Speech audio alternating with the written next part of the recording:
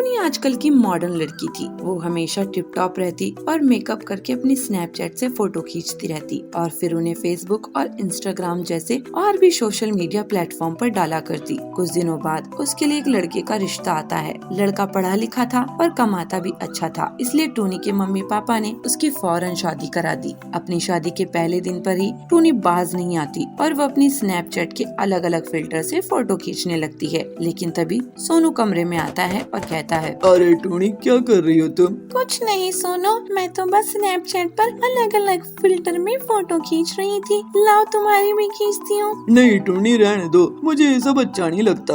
अरे अब इतने भी नखरे मत करो, खींचने दो मुझे फोटो। टूनी सोनू की अलग अलग फिल्टर से फोटो खींचती है, कोई लिपस्टिक वाली तो कोई लड़की वाली तो कोई कुत्ते वाली, और फिर सोनू को दिखाती है, ये देखो अपनी फोटो कैसे लग रही हो। अरे टूनी ये तुमने क्या कर दिया, मुझे क्या बना दिया तुमने? बिल्कुल भी अच्छा नहीं लग रहा हूँ मैं। डिलीट करो अभी से, चलो। नहीं, अब तो ये कभी भी डिलीट नहीं होंगी, हमेशा मेरे पास रहेंगी जिंदगी भर। ऐसे ही अगले दिन टूनी फिर सुबह उठकर मेकअप करके फिर से स्नैपचैट पर अलग अलग फिल्टर में फोटो खींचने लगती है। तभी उसकी सास उसके लिए चाय लेकर आती है और कहती है, अरे बहू ये तू क्या कर रही है फोन में? माँ जी इसे ना स्नैपचैट कहते हैं और इसमें ना अलग अलग फिल्टर होते हैं, बहुत ही मजेदार और फनी। लाओ मैं आपकी भी एक दो फोटो खींचती हूँ। अरे नहीं बहू रहने दे, बुढ़ापे में ये सब करती हुई मैं अच्छी लगूंगी क्या? कोई देखेगा तो क्या कहेगा? अरे माँ जी दुनिया को मारो गोली और आप जिंदगी के मजे लो। टूनी फिर अपनी सास को 2-3 फोटो खींचती है और उसे अपनी सास को दिखाती है। लीजिए ये देखिए माँ जी अपनी फोटो। लूसी फोटो देखकर कहती है, हे माता रानी तूने मुझे क्या बना दिया बहू? कुत्ता बना दिया, बिल्ली बना दिया और ये मुझे भी। ये सब तूने कैसे किया बहू? यही तो कमाल है माँ जी स्नैपचैट का। बस आप ये बताओ को आपको अच्छा लगा कि नहीं? अच्छा है बहू, बहुत अच्छा है। क्या कहते हैं तुम्हारी भाषा में? क्यूट लग रहा है। बहू मुझे भी सिखा देना ये फोटो कैसे खींचते हैं। मैं और तेरे पापा जी खींचते रहेंगे और बुढ़ापा ऐसे ही मौज मस्ती में निकल जाएगा। हाँ हाँ क्यों नहीं माँ जी, लाइए दीजिए अपना फोन, अभी डाउनलोड करके देती हूँ। बस क्या था, टूनी ने अपनी सास के फोन में भी स्नैपचैट डाउनलोड कर दिया और उसे सारी चीजें समझा दी कि कैसे स्नैपचैट वाली सेल्फी ली जाती है। बस फिर क्या था, अब दोनों सास बहू स्नैपचैट में ही लगे रहते थे और पूरे दिन अपनी ऊट पटांग फोटो खींचा करते थे। सेठ जी ये देखिए मेरे दिए, मेरे पास अभी 200 दिए हैं। पूरे जंगल में कोई भी नहीं बनाता है, तुमने तो कमाल ही कर दिया। श्यामपुर के गांव में पीलू चिड़िया अपने पिता टिल्लू के साथ रहा करती थी। टिल्लू किराना दुकान में काम किया करता था और जब भी दिवाली का मौसम आता तो वो सुंदर सुंदर मिट्टी के दिए बनाकर बेचता था। इस तरह दिवाली में दिए बनाकर बेचने से टिल्लू की ऊपरी कमाई हो जाती थी। एक बार ऐसे ही दिवाली का त्योहार आता है और टिल्लू की तबीयत खराब हो जाती है। वो घर में जब दिए बना रहा होता है तब उसे चक्कर आ जाता है और वो जोर से जमीन पर गिर जाता है। इस पर पीलू आकर उससे कहती है, पिताजी आपकी तबीयत खराब है, आप आराम कीजिए, अब आप दिए मत बनाइए। अरे बेटी अभी तो दिवाली का त्योहार है, अगर मैं दिए नहीं बनाऊंगा तो मेरी ऊपरी कमाई कैसे होगी? फिर तेरी शादी के लिए भी तो पैसे जोड़ने हैं कि नहीं? पिताजी आप दवाई खाकर आराम कीजिए, मैं दिए बना लूंगी और उन्हें बेच दूंगी। अरे पीलू तू क्या क्या करेगी, घर का काम करेगी, दिए बनाएगी और फिर तेरी परीक्षा भी तो पास में है, तू उसकी पढ़ाई कब करेगी? तुझे पढ़ लिख कर शहर में भी तो जाना है। पिताजी आप ज्यादा सोचिए मत, दवाई खाइए और आराम कीजिए। अच्छा जैसा तू बोले। फिर पीलू अपने पिताजी को दवाई दे देती है और जब वो सोने लगता है तब पीलू दिए बनाने लगती है। लेकिन पीलू ना सिर्फ दिए बनाती है बल्कि उनमें सुंदर सी पेंटिंग भी कर देती है। इससे उसके दिए और भी सुंदर लगने लगते हैं। अगले दिन पीलू दियों को ले जाकर बाजार में बेचने के लिए जाती है। दिए ले लो दिए, सुंदर सुंदर दिए, दिवाली के दिए, सुंदर सुंदर दिए, रंग बिरंगे पेंटिंग वाले दिए। पीलू के पास बबली चिड़िया आती है। पीलू ये दिए तो बहुत सुंदर लग रहे हैं, महंगे हैं क्या? अरे नहीं बबली जी, आपके घर की शान में 4 चांद लगा देंगे और ये महंगे भी नहीं हैं। अच्छा बता कितने के हैं ये दिए? बबली मैम ये 20 रुपए के 4 दिए हैं, बताइए आपको कितने दूं? फिर बबली दिए लेकर वहाँ से चली जाती है। हरिया काका पीलू की दुकान में आते हैं। अरे पीलू, ये दिए तो बड़े सुंदर लग रहे हैं। हाँ हरिया काका, ये आपके बंगले की शान बढ़ाएंगे, इन्हें आप ले जाइए। हाँ हाँ, ऐसे दिए तो मैंने अपने जिंदगी में कभी नहीं देखे, ये तो बहुत सुंदर हैं। इस तरह से पीलू के पूरे दिए उस दिन बिक जाते हैं और वो खुशी खुशी घर आती है। इसके बाद पीलू अपने पिताजी को उस दिन की कमाई दिखाती है।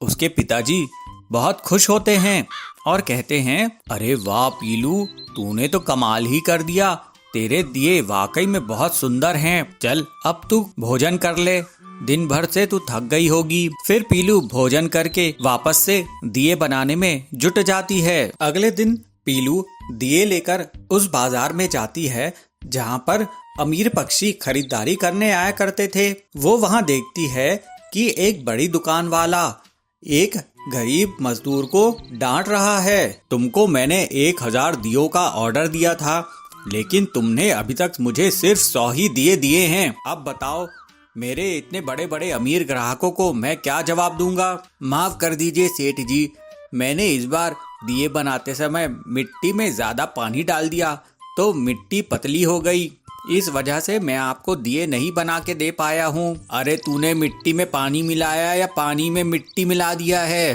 तेरी वजह से नुकसान तो मेरा ही हुआ ना। ये सुनकर पीलू दुकान वाले के पास जाती है और कहती है, सेठ जी ये देखिए मेरे दिए, मेरे पास अभी 200 दिए हैं, अगर आप कहें तो मैं आपका ऑर्डर पूरा कर दूंगी। ये दिए पूरे जंगल में कोई भी नहीं बनाता है, ऐसे पेंटिंग वाले सुंदर दिए पूरे जंगल में कोई भी नहीं बनाता है। अरे वाह, ऐसे दिए तो अमीर लोगों को बहुत पसंद आएंगे। लेकिन चिड़िया, तुम 1000 दियों का ऑर्डर पूरा कर पाओगी? पीलू हाँ कहकर उसे 200 दिए देकर चली जाती है और घर में दिन रात मेहनत करती है और 1000 दियों का ऑर्डर पूरा करती है। 1000 दिए ले जाकर पीलू दुकान वाले को देती है। वाह पीलू चिड़िया, तुमने तो कमाल ही कर दिया, तुम्हारे दिए अमीर चिड़ियाओं को जरूर पसंद आएंगे, फिर अगली बार मैं तुम्हें और भी बड़ा ऑर्डर दूंगा। इस तरह से पीलू रिकॉर्ड तोड़ दिए बनाती है और उसकी रिकॉर्ड तोड़ कमाई होती है। फिर पीलू अपने पिता के साथ खुशी खुशी रहने लगती है। एक गांव के जंगल में पीलू अपना ऑमलेट का ठेला चलाती थी। वो बहुत गरीब थी और उसका पति बंटी कबूतर मशीन रिपेयरिंग का काम करता था, लेकिन उनकी बहुत आमदनी नहीं होती थी। एक दिन बंटी जब कड़क सेठ के घर में मशीन रिपेयर कर रहा था, उसकी मशीन अचानक से और खराब हो गई। ये क्या किया तुमने बंटी?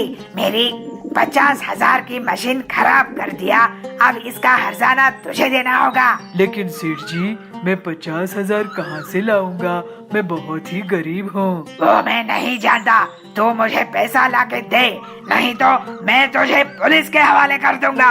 ऐसे ही उदास मन से बंटी अपने घर आता है और पूरी बात पीलू से कहता है। तो पीलू कहती है, ये तो हमारे घर बहुत बड़ी मुसीबत आ गई है। वैसे भी हमारा खर्चा बड़ी मुश्किल से चलता था, अब तो ऊपर से और ये 50,000 का नुकसान भरना पड़ेगा। मुझे तो बहुत डर लग रहा है, चलिए मैं किसी से उधार लेके आती हूँ। तो बंटी कहता है, मैं भी हरिया काका से कुछ रुपये उधार लाता हूँ। ऐसे कहकर दोनों पति पत्नी पैसे उधार लेने के लिए चले जाते हैं। बंटी और पीलू हरिया तोता के पास पहुँचते हैं। बंटी कहता है, हरिया काका, मुझे कुछ रुपये उधार चाहिए थे, बदले में मैं तुम्हारे यहाँ आधी सैलरी में काम कर लूँगा। तो हरिया कहता है, अरे तुम जैसे होनहार मैकेनिक को उधार की जरूरत कैसे पड़ गई? पीलू बोलती है, इन्हें अपने काम में बहुत बड़ा नुकसान हुआ है।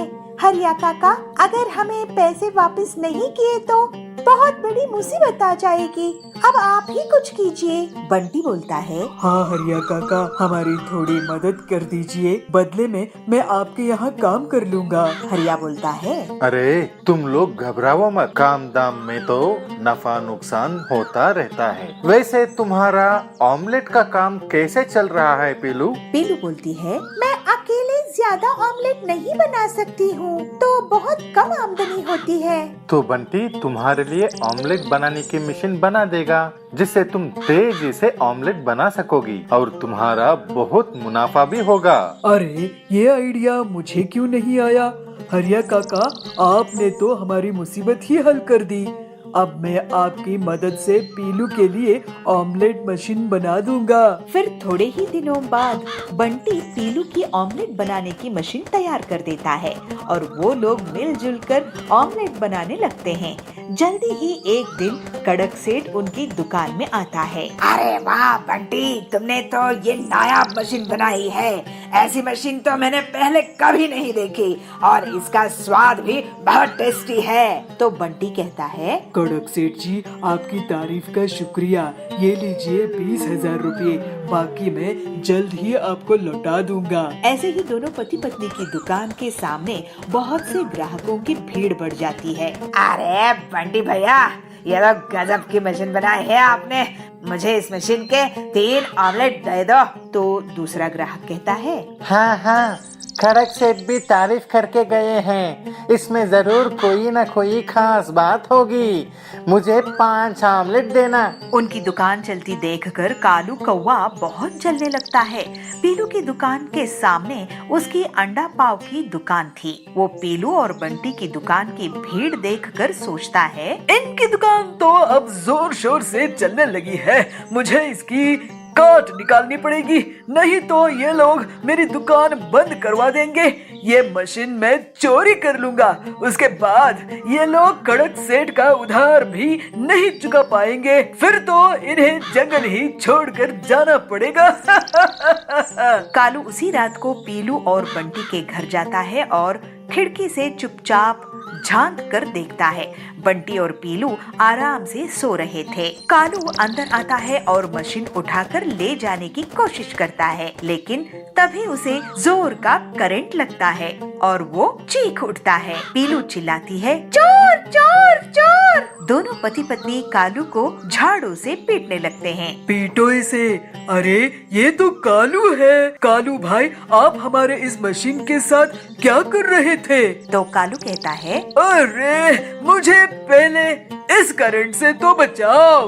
बंटी मशीन का प्लग निकालता है और कालू को करंट लगना बंद हो जाता है। हाय, मैं तो जल गया। मैं तुम्हारी मशीन चोरी करने वाला था बंटी, क्योंकि तुम्हारे ऑटोमेटिक ऑमलेट मशीन से मुझे बहुत नुकसान हो रहा था। अब तो मैं काम करने लायक ही नहीं रहा। तो पीलू कहती है, आपकी हालात देखकर मुझे बहुत बुरा लग रहा है। आप हमारे यहाँ काम करो, लेकिन वादा करो कि अब से धोखाधड़ी नहीं करोगे। कालू बंटी की दया देखकर उसे वादा करता है कि वो अब से पूरी ईमानदारी से काम करेगा।